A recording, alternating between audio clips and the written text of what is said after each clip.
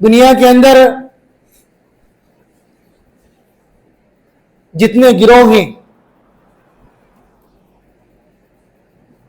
ہر گروہ کے ماننے والے اپنے گروہ سے راضی ہیں. قرآن مجید میں اللہ رب العالمین نے اس بات کو بتایا بھی صحیح. اللہ فرماتا ہے کہ کل حزب بما لدیہم فرحون، ہر گروہ جو کچھ اس کے پاس میں گئے وہ اسی میں خوش ہے. دنیا کا ہر گروہ اپنے ماننے والوں کو یہ بتاتا ہے کہ بھئی تم صحیح ہو. اب ظاہر سی بات ہے ابھی جو ماننے والے ہوتی گے وہ کون ہوتے گے؟ یہ عوام ہوتی ہے. اور عوام بیچاری زیادہ پڑھی لکھی نہیں ہوتی. تو کچھ لوگوں نے اس کا فائدہ اٹھا کر کے عوام کو اپنے دامن فریب میں الجھا کے رکھا ہوا ہے. لیکن آپ سن لیں کان کھول کر کے، اللہ کی بارگاہ میں یہ عذر کبھی قبول نہیں ہوگا کہ یا اللہ ہم تو پڑھے لکھے نہیں تھے، جیسے فلاں کہتا رہا ہم مانتے رہے، یا اللہ ہم بے قصور گئے. اللہ کی بارگاہ میں یہ عذر نہیں سنا جائے گا. اللہ رب العالمین نے دنیا کے اندر لوگوں کو راستہ دکھانے کے لیے انبیاء کے سلسلے کو شروع کیا. انبیاء علیہم الصلوۃ والسلام دنیا کے اندر آئے، اللہ نے کتابوں کو اتارا، کتابیں آئیں، کتابیں موجود رہی. گزشتہ انبیاء کی کتابوں کے اندر لوگوں نے تحریفیں کر دی. آج دنیا کے اندر کوئی اگر صحیح سالم کتاب موجود ہے جو تحریف سے پاک ہے، جو صحیح معنوں کے اندر بالکل سچی ہے، تو اللہ کی آخری کتاب قرآن مجید ہے. آئیے ذرا ہماری دعوت اہل حدیث یہ کیا ہے؟ یاد رکھیں دعوت اہل حدیث منہج سلف صالحین ہمیں یہ سکھاتا ہے کہ دنیا کے اندر اگر کوئی مسلمان کوئی عمل کرنا چاہتا ہے، اس عمل کے قبول ہونے کے لیے 2 شرطیں ہیں. کتنی شرطیں؟ مخصوص طور پر 2 شرطیں ہیں. نمبر 1، جو عمل وہ کر رہا ہے اس عمل کے اندر اخلاص ہو، خلوص ہو کہ وہ اللہ کے لیے کر رہا ہے، دنیا میں کسی کو دکھانا مقصود نہ ہو. نمبر 2، جو عمل وہ کر رہا ہے وہ عمل اللہ کے نبی جناب محمد رسول اللہ صلی اللہ علیہ وسلم کے طریقے کے مطابق ہو. اس کی دلیل کیا ہے؟ اللہ قرآن میں فرماتا ہے بلا من اسلم وجهه لله وهو محسن فله اجره عند ربي ولا خوف عليهم ولا هم يحزنون. جن لوگوں نے اپنے چہرے کو، اپنے پورے جسم کو، اپنے رخ کو اللہ کے تابع فرما بردار کر دیا، اللہ کے آگے سر تسلیم خم کر دیا، وہ محسن اور وہ ہو بھی نیکی کرنے والے، فَلَهُ أَجْرُهُ عِنْدَ رَبِّي تو ان کا اجر ان کے رب کے پاس میں گے، وَلَا خَوْفٌ عَلَيْهِمْ وَلَا هُمْ يَحْزَنُونَ نہ ان کے اوپر کوئی خوف ہوگا نہ یہ غمگین ہوں گے. پہلی بات اللہ نے کیا کہی؟ جنہوں نے عمل کیا کس کی رضامندی کے لیے؟ اللہ کے لیے، اخلاص. نمبر 2 وہ محسن, نیکی کرنے والے. اور نیکی کب ہو سکتی ہے؟ جب وہ اللہ کے نبی کے طریقے کے مطابق ہو. یاد معلوم کیا ہوا؟ 2 چیزیں ضروری ہیں. نمبر 1 اخلاص, اور نمبر 2 اللہ کے نبی کی اتباع. یہ ہمیں منہج حدیث سکھاتا ہے.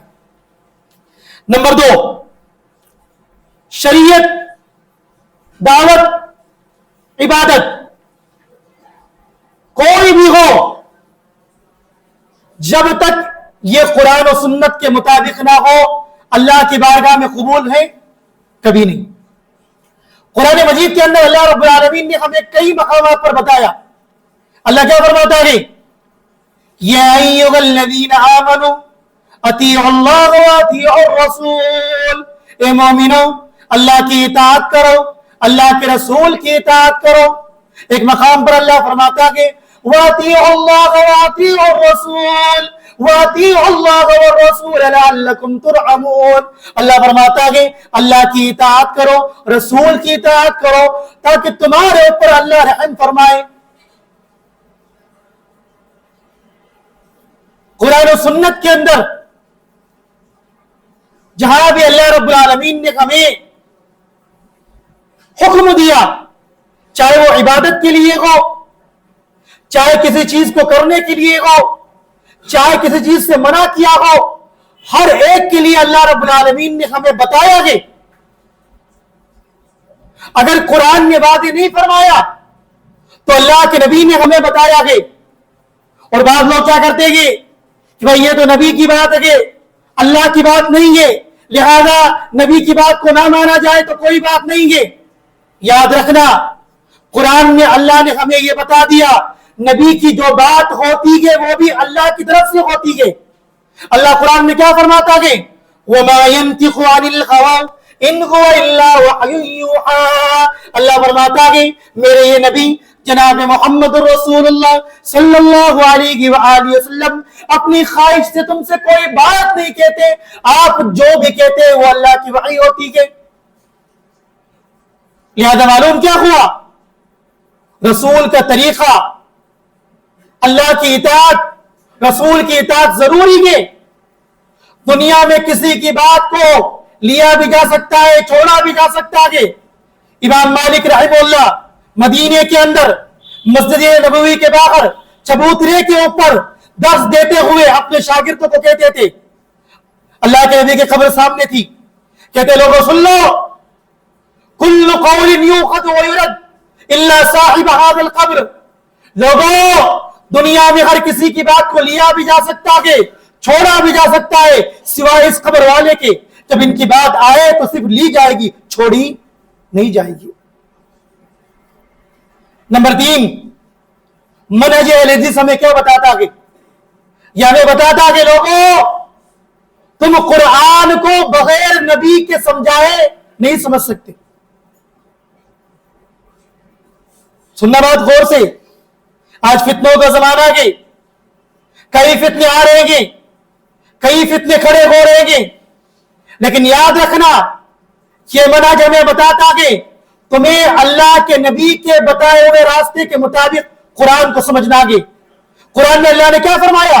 وَأَنزَلْنَا إِلَيْكَ الذِّكْرَ لِتُبَيِّنَ لِلنَّاسِ. اللہ فرماتا ہے اے نبی جناب محمد رسول اللہ صلی اللہ علیہ وآلہ وسلم, ہم نے آپ پر قرآن کو اتارا, اس ذکر کو اتارا تاکہ آپ لوگوں کو سمجھائیں.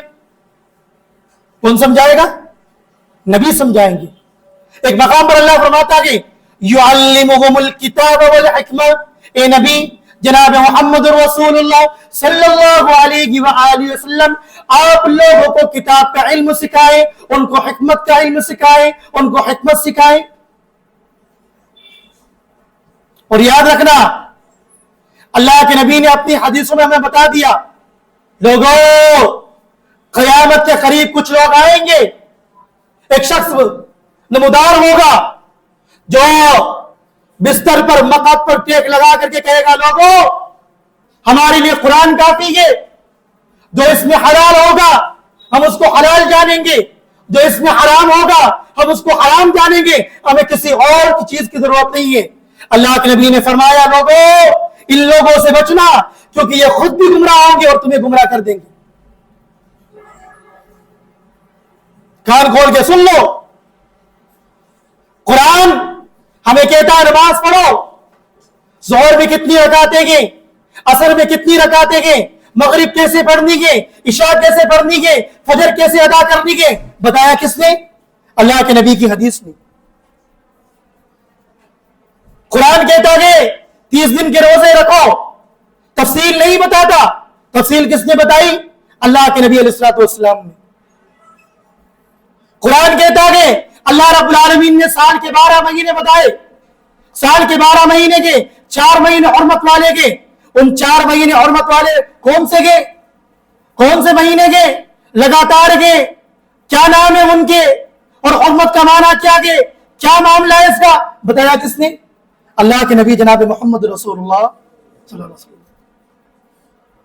یاد رکھنا, قرآن کو اگر نبی کی اتباع کے بغیر, نبی کی حدیث کے بغیر سمجھا جائے گا وہ لوگ کبھی بھی ہدایت پر نہیں آ سکتے. ایک صحابی تھے نا, اللہ نے کہا قرآن میں کہ تمہیں روزہ رکھنا ہے, کب سے کب تک کھانا گے, حتی یتبین لکم الخیط الابیض من الخیط الاسود من الفجر. اللہ نے فرمایا سفید دھاگا سیاہ دھاگے سے واضح ہو جائے.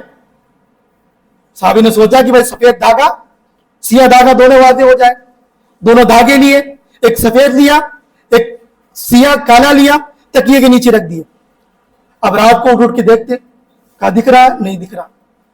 تھوڑی دیر پھر سوئے, پھر تکیہ اٹھایا, کہا دکھ رہا, اب بھی نہیں دکھ رہا. پھر ہوا یہاں تک کہ صبح ہو گئی. اللہ کے نبی کے پاس میں آ کہنے لگے اللہ کے نبی قرآن میں اللہ فرماتا ہے تب تک کھاتے رہو جب تک کہ سفید دھاگا سیاہ دھاگے سے واضح ہو جائے. میں نے دونوں دھاگے لے کر تکیے کے نیچے رکھ دیے, رات بھر دیکھتا رہا, سمجھ میں نہیں آیا. کہا کہ میرے صحابی وہ نہیں بات جو تو سمجھا, سننا بات غور سے, وہ نہیں بات جو تو سمجھا. قرآن نے یہ دھاگے نہیں کہا, قرآن نے آسمان پر وہ لکیر کہا جو رات کو تاریکی کو چیر کر کے صبح صادق نمودار ہوتی. معلوم کیا ہوا؟ اگر قرآن کے مفہوم کو نبی نہ بتائے تو صحابہ کو بھی سمجھ میں نہیں آتا. سننا بات غور سے, یہ ہمیں منہج حدیث سکھاتا ہے, سلف صالحین کا منہج سکھاتا ہے. لوگوں کے قرآن کو سمجھنا ہے نبی کے صحابہ کے منہج پر, اللہ کے نبی کی حدیث کے مطابق سمجھنا ہے. آگے چلے ذرا. اچھا صحابہ کرام کا منہج کیوں ضروری ہے بھائی؟ کیوں ہماری دعوت کے اندر یہ ایڈ کیوں ہے؟ قرآن کی آیت کھولیں, اللہ کیا فرماتا ہے؟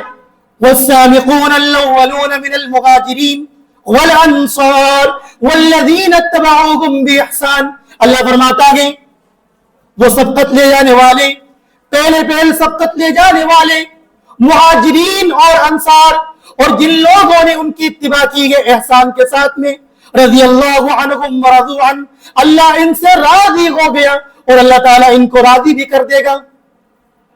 کن کا نام لیا؟ مہاجرین والانصار اولون, جو شروع کے اندر سبقت لے جانے والے اولین کے کون ہیں؟ صحابہ کرام. صحابہ کرام کے بارے میں اللہ نے کیا کہا قرآن میں؟ جن لوگوں نے ان کی اتباع کی. کن کی اتباع کی؟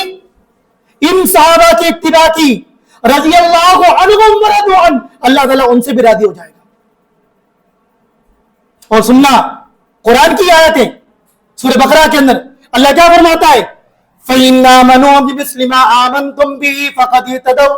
اگر یہ لوگ ویسا ایمان لائے جیسا کہ صحابہ ایمان لائے تب تو قابل قبول ہے, ورنہ تو قابل قبول نہیں. ورنہ تو یہ لوگ خود اختلاف میں پڑ جائیں گے, ان میں شقاق پیدا ہو جائیں گے, فتن واقع ہو جائیں گے, یہ خود بکھر جائیں گے. اور آج وہی ہو رہا. ہم نے قرآن و سنت کو اور صحابہ کے منہج کو چھوڑا, جبکہ اللہ کے نبی نے بتایا تھا میرے امت میں 73 گروہ ہوں گے, 72 جہنم میں جائیں گے, ایک جنت میں جائے گا. صحابہ نے پوچھا تھا اللہ کے نبی خوش نصیب جماعت کون سی ہوگی؟ اللہ کے نبی نے کیا کہا تھا؟ ما انا علیہ واصحابی, ما انا علیہ واصحابی, جس منہج کے اوپر میں چل رہا ہوں اور میرے صحابہ کرام چل رہے ہیں. لوگوں, اس لیے اس منہج کی اتباع ضروری ہے. آئے ذرا ہماری دعوت کیا ہے؟ لوگوں کے اندر جو غلط واقعات, ضعیف موضوع روایتیں بیان کر دی جاتی ہے, اس سے بچا جائے. کیوں بچا جائے؟ آج ہماری عوام کو سب سے بڑا شکار کیوں بنایا جاتا ہے؟ لوگوں کے سامنے غلط غلط باتیں, ضعیف موضوع روایتیں بیان کر دی جاتی ہے اور لوگ واہ واہ واہ واہ کرتے ہیں. واہ کیا بات ہے. اب غور کریں, غور کرنے کی بات ہے. آج کچھ لوگ ایک واقعہ بیان فرماتے ہیں. ابھی 11ویں کا مہینہ ہے نا, لوگوں کا بنایا ہوا, حالانکہ مہینے کا نام کیا ہے؟ ربیع الثانی. ٹھیک ہے, شیخ عبد القادر جیلانی رحمہ اللہ کے تعلق سے لوگوں نے کیا کیا نظریات نہیں بنائے. اور اچھا, لوگوں نے جب نظریات بنائے تو کچھ واقعے کھینچ کر کے لے آئے. مثلا شیخ کا نام کیا ہے؟ دستگیر.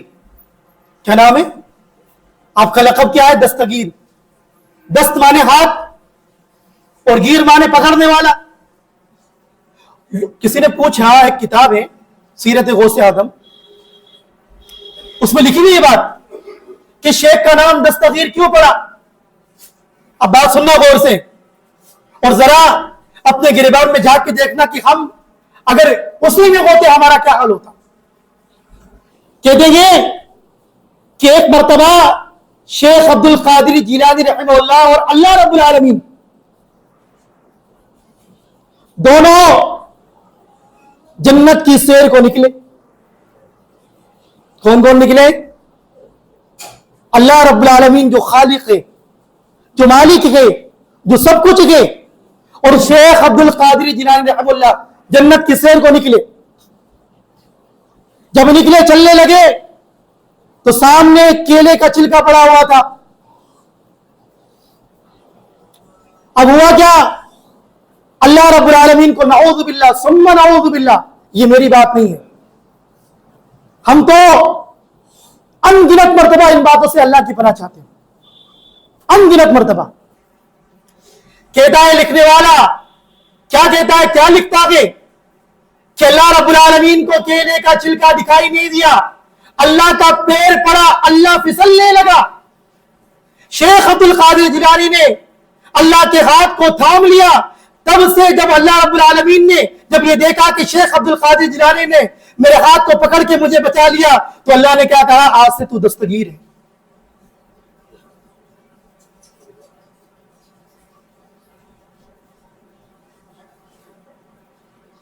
اب یہ کیا ہے؟ اللہ پھسل سکتا ہے؟ کیلے کا چھلکا اللہ کو نہیں دکھتا. جنت میں کیلے کا چھلکا پڑا ہوا ہے. یہ کیا ہے؟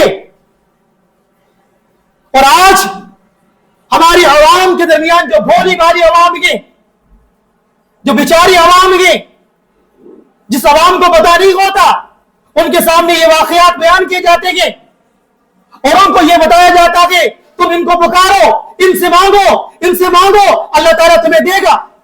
بلکہ اللہ نہیں دے گا, یہ دیں گے. واللہ ہمارا منہج یہ کہتا ہے, ہماری دعوت یہ کہتی ہے, لوگوں تمہیں پکارنا گے, مانگنا گے, فقط اللہ سے مانگنا, کبھی کسی اور سے مت مانگنا. کسی اور سے مت مانگنا. جو دنیا سے جا چکے ہیں. اچھا, بعض لوگ کہتے ہیں تم کہتے ہو اللہ سے مانگو, پھر تمہارا مولوی صدر سے تنخواہ کیوں مانگتا ہے؟ تم لوگوں سے چندے کیوں مانگتے ہو؟ اللہ کے بندے یہ زندہ ہیں, اور ان کا تعاون تو اللہ قرآن میں خود فرماتا ہے وَتَعَاوَنُوا عَلَى الْبِرِّ وَالتَّقْوَىٰ, آپس میں ایک دوسرے کی مدد کرو نیکی کے کاموں کے اندر, بھلائی کے کاموں کے اندر. یہ مدد کرنے کو تو اللہ نے خود کہا. مولوی جو ہوگا امام صدر سے تنخواہ مانگے گا؟ کیوں نہیں مانگے گا؟ وہ زندہ آگے. ہاں اگر یہی مولوی کو صدر دنیا سے چلا جائے, قبر میں چلا جائے اور یہ تنخواہ مانگنے جائے گا, تب کیا ہوگا؟ تب کیا بھائی؟ تب تو شرک ہے, تب تو غلط ہے, نعوذ باللہ. جب تک اس کے اندر طاقت ہے دنیا کے اندر, وہ دے گا اپنی طاقت کے مطابق. جو ما تحت الاسباب ہے وہ مانگنا جائز ہے, جو ما فوق الاسباب ہے ان طاقتوں کا مالک اگر کوئی ہے تو فقط اللہ کی. کون ہے؟ اللہ کی ذات ہے. اچھا مجھے ایک واقعہ اور یاد آیا, بس وہ بھی سنا دوں, باتیں بہت ساری ہیں. اب دیکھیں کیسے کیسے واقعات نعوذ باللہ ثم نعوذ باللہ شیخ عبد القادر جیلانی رحمۃ اللہ کے لیے گھڑے گئے. ایک واقعہ لوگوں نے گھڑا کہ ایک مرتبہ شیخ, ایک کتاب ہے شیخ عبد القادر جیلانی کی 100 کرامات, اس کے صفحہ نمبر 20 اور 21 پر یہ واقعہ موجود ہے. کیا لکھتا ہے لکھنے والا کہ شیخ عبد القادر جیلانی رحمۃ اللہ ایک مرتبہ گزر رہے تھے تو دیکھا کہ ایک عیسائی اور ایک مسلمان دونوں آپس میں لڑ رہے ہیں, دونوں میں جھگڑا ہو رہا ہے. پوچھا بھائی کیوں لڑ رہے ہو, کیا بات ہے؟ تو مسلمان کہنے لگا کہ یہ عیسائی ہے, یہ کہتا ہے کہ عیسیٰ علیہ السلام اللہ کے نبی سے افضل ہے. تو شیخ عبد القادر جیلانی نے کہا کہ بھائی تو کیوں کہتا ہے, تیرے پاس کیا دلیل ہے؟ تو کہنے لگا دیکھو ہمارے جو عیسیٰ علیہ السلام تھے وہ مردوں کو زندہ کر دیا کرتے تھے, خود تمہارے قرآن میں آیت موجود ہے. شیخ عبد القادر جیلانی کہتے کہ مجھے یہ بتا, میں تو نبی نہیں, میں تو ایک ہلکا سا امتی ہوں, ادنا سا امتی ہوں, اگر میں خود مردے کو زندہ کر دوں تو کیا تو ایمان لے آئے گا, عیسائیت چھوڑ دے گا؟ کہا کہ ہاں چھوڑ دوں گا. کہا چل قبرستان, اب سننا بات غور سے, کہا چل قبرستان گئے, کہا سب سے پرانی قبر دیکھ, کموری کا پاس میں گئے. کچھ دیر دیکھنے کے بعد کہتے کہ اس قبر کے اندر ایک گویا موجود ہے. کون ہے گویا؟ گانے والا. اگر تو کہے تو گاتا ہوا اٹھا دوں. کہا اٹھا کے دکھا دو. کہا مجھے یہ بتا تیرے جو نبی تھے عیسیٰ علیہ السلام وہ کیا کہہ کر کے مردوں کو زندہ کرتے تھے؟ کہا کہ وہ قم باذن اللہ کہتے تھے, اللہ کے حکم سے کھڑا ہو جا. کہا میں قم باذن اللہ نہیں کہوں گا, میں قم باذنی کہوں گا. کیا مطلب؟ شیخ عبد القادر جیلانی کے حکم سے کھڑا ہو جا. اور لکھنے والا لکھتا ہے انہوں نے اشارہ کر کے قبر کی طرف کہا قم باذنی, میرے حکم سے کھڑا ہو جا, اور قبر پھٹی اور مردہ گاتا ہوا کھڑا ہو گیا اور عیسائی مان لیا ہے. عیسیٰ علیہ السلام کو یہ پاور نہیں تھی کہ وہ قم باذنی کہہ کے زندہ کر دے. وہ کیا کہتے تھے؟ قم باذن اللہ, اللہ کے حکم سے زندہ ہو جا, اللہ کے حکم سے کھڑا ہو جا. اور یہاں پر لوگوں نے نعوذ باللہ کیا ظلم کیا اور اس جھوٹ کو منسوب کیا شیخ عبد القادر جیلانی رحمہ اللہ کی طرف, جو ان سارے الزاموں سے پاک ہیں, جو بری گئے, جو ایک موحد گئے, جو اللہ کے پکے سچے بندے گئے, جنہوں نے زندگی کے اندر کبھی غیر اللہ کی دعوت نہیں دی, کبھی تعلیم نہیں دی, اور ان کے سامنے یہ واقعات منسوب کیے. میرے کہنے کا مقصد یہ, ہماری دعوت یہ لوگوں قرآن و سنت کو اپناؤ. یہ جھوٹے واقعات, یہ منگڑت باتیں, یہ ضعیف موضوع باتیں تمہارے ایمان کو خراب کرنے والی ہے. رب کا قرآن, نبی کا فرمان, صحابہ کا منہج کبھی تمہیں یہ نہیں بتائے گا. ابو بکر نے کبھی ایسا نہیں کیا, عمر نے کبھی ایسا نہیں کیا, عثمان نے کبھی ایسا نہیں کیا, علی نے کبھی ایسا نہیں کیا, رضی اللہ عنہم اجمعین. انہوں نے جب بھی دعوت دی ہے قرآن و حدیث کی دعوت دی. اس لیے اللہ کے لیے جو منہج اللہ رب العالمین نے اپنے نبی کے ذریعے ہمیں دیا ہے, اس منہج کو فالو کرو, اس منہج کو اپناؤ, اور اللہ کا لاکھ لاکھ شکر ادا کرو کہ اللہ رب العالمین نے ہمیں باطل تحریکوں سے نکال کر کے حق کا راستہ عطا کیا ہے۔ اللہ رب العالمین ہمیں صحیح معنوں کے اندر قرآن و سنت کو فالو کرنے والا بنائے۔ اللہ رب العالمین ہمیں صحیح معنوں کے اندر اللہ کے نبی علیہ الصلوۃ والسلام کی سچی اتباع کرنے والا بنائے۔ اللہ تعالی ہمیں زندہ رکھے، اسلام پر زندہ رکھے، خاتمہ فرمائے، ایمان پر فرمائے، آمین۔ تقبل یا رب العالمین، وآخر دعوانا ان الحمد للہ رب العالمین۔